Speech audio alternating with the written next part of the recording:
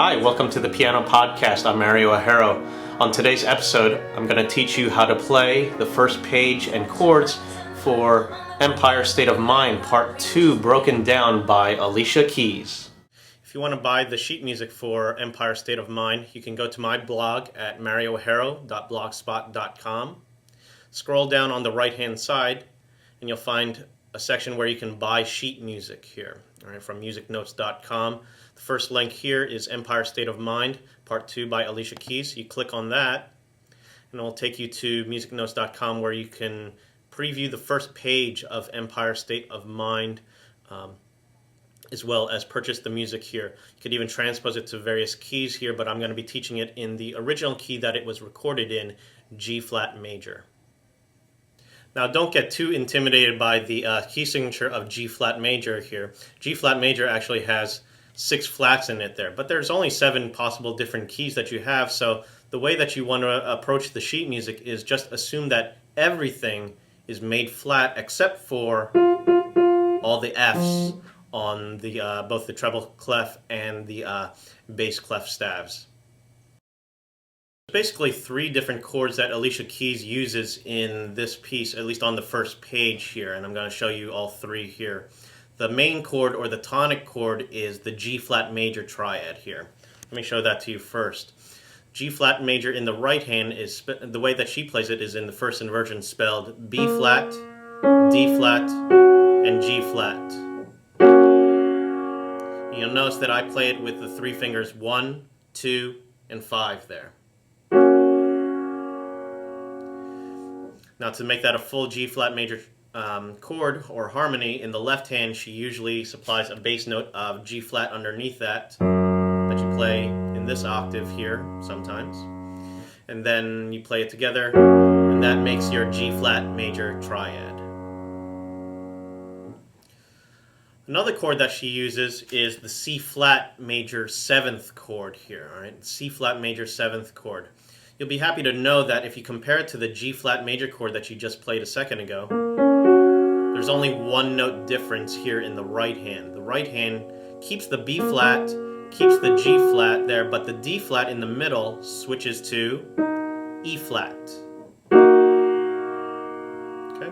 And I play that with 1, 3, and 5 here. Now, how is that a C-flat major 7th chord? Well, it's not yet here because we haven't involved the left hand yet here. This is just an E-flat minor triad in second inversion here.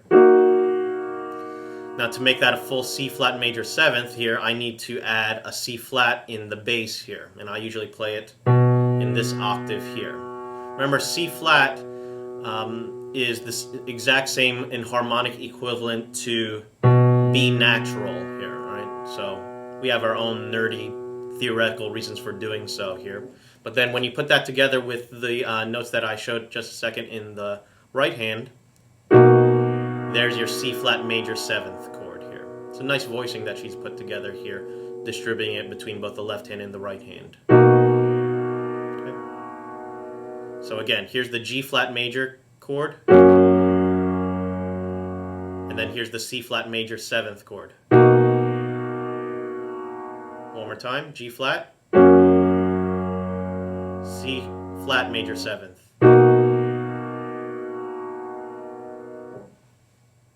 Now, occasionally she also uses a D-flat major triad here, and the way that I do that here first is in the right hand she spells it A-flat, D-flat, and F here.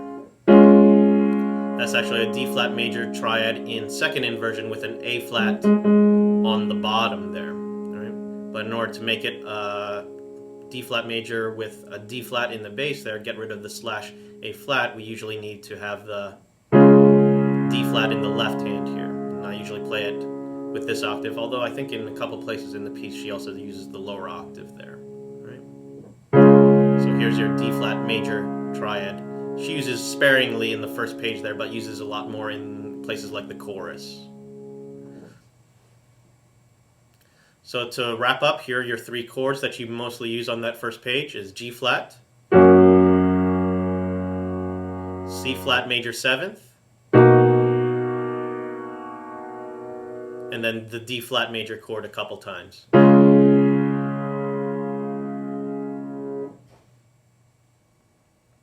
So let's apply those three chords in the sheet music from musicnotes.com here. All right.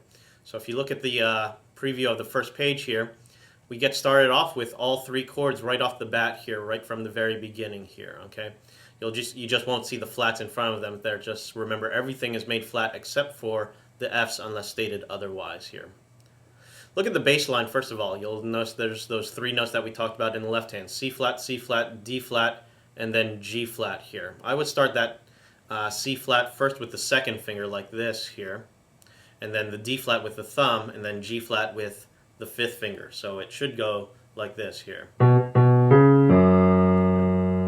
That's the way I would start the left hand here. The right hand plays the respective chords along with those particular roots. C flat, major seventh, another C flat major seventh, then a D flat major chord, and then back to G flat major there. So that's the pickup to the beginning that goes like this. One alternate fingering that you might want to explore here, for particularly those of you with bigger hands, might be for that D flat major chord. You might want to use 1, 2, 4. That makes going back and forth from here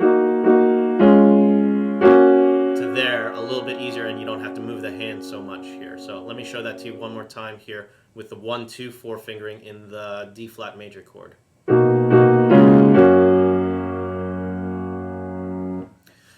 Now look at this part here. Over here we have the G flat major chord, and it's played repeatedly in this syncopated rhythm. It goes 1, 2, and notice the little ties here. That means you don't play the second note of the tie, but you hold it for the combined value of both notes there. So you're always playing on the downbeat for 1 and 2, but then on the and of 2, then you play on there, and then you play on the and of 3, and then you play on the and of 4, and then you come back in on the downbeat on the next measure here. And that's kind of the recurring rhythm here for the right hand here. So let me show you how the right hand goes. If you count it, 1, 2, 3, 4.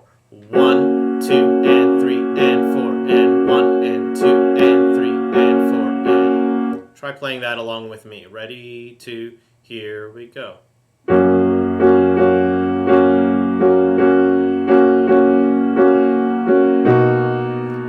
Same thing here in the second part here. We have the C flat major seventh chord, and it's the exact same rhythms from before, like this: 2, 3, 4.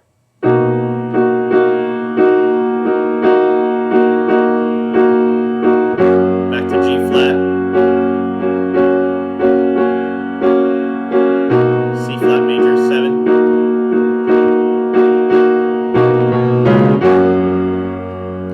Now in this section of the piece here, notice, watch out how the syncopations line up here. You have to play the C flat 2 times, just like you did before at the beginning of the piece. Right. The only trick here is that you don't play the C flat major 7 twice along with it. You just play it for the first one and tie it together like that there, and then that of course leads into the G flat major chord there. All right. So let me start here from where she says, "Ooh, New York," here on the C flat major 7.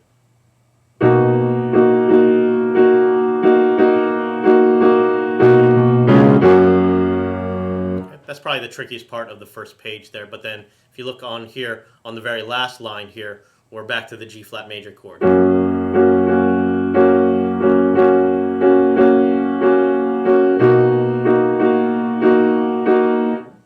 that's pretty much all there is there for the every time you have the verses here. It's just those 3 chords: the G flat, the C flat major 7th, and then the D flat major chord used kind of like a passing tone.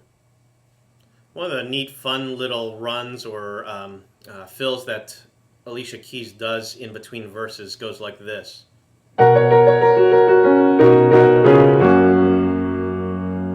Right. Now you might recognize the tail end of the bass line going, and that's exactly the same thing, the same way that the piece actually started here. The right hand is actually not as hard as it sounds or looks here. All it is what we call an arpeggiated G flat major harmony here. It takes the 3 notes from the G flat major triad: G flat, B flat, and D flat, and she just basically does an arpeggiated run going down on it here, starting first with B flat and G flat, then goes down to the D flat in between, and then goes to the B flat, And that's your first grouping, like this. The next grouping starts on D flat and just goes down the triad like this. Alright, so the first grouping goes like this. Second grouping goes like this. And then the third grouping starts on B flat and goes like this. Right? So all three go like this. I usually use these three fingers, 1, 2, and 3 here, except for the top G flat here, like this. Practice that a few times with stopping at the end of each grouping like this. And once you got that down, then do it without the break in between and play it within straight 16th notes like this. And then what you tack on to that is the C flat major 7th chords 2 times with the D flat and then leading to the G flat major chord. She's a slightly different voicing here, but the same notes nonetheless there, right? So all together it goes like this.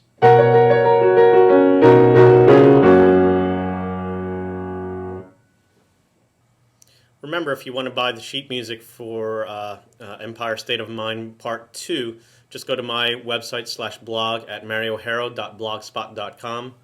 Scroll down on the right-hand side, and then you'll find a link to buy sheet music, various types of sheet music, including Empire State of the Mind Part 2 by Alicia Keys. And any music that you buy from those links, I do receive a small commission, so I do appreciate your support. Thanks a lot, and keep on practicing. Bye.